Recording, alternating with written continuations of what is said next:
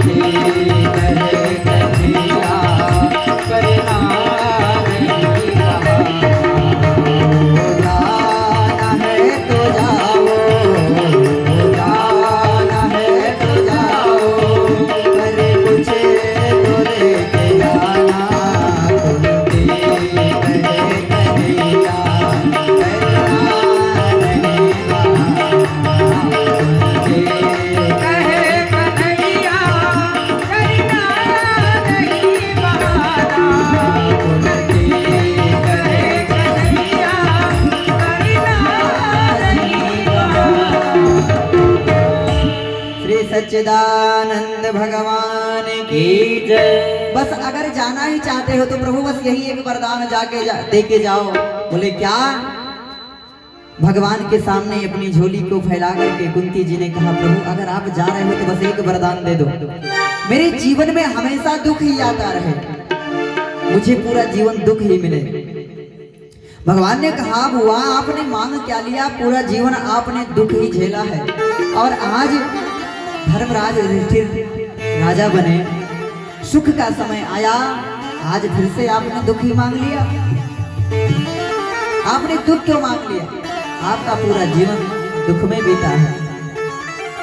बड़ी सुंदर बात यहाँ पर कुंती जी ने कहा, प्रभु आप इस दुख को दुख समझते हैं। संसार में वास्तव में जो कोई संपत्ति है वो दुख नहीं है, विपत्ति विपत्ति नहीं है, संपत्ति संपत्ति नहीं है। प्यारे, जीवन में आपका जो स्मरण है ना, ये भूल जाए, इससे बढ़ करके संसार में कोई और दुख नहीं है।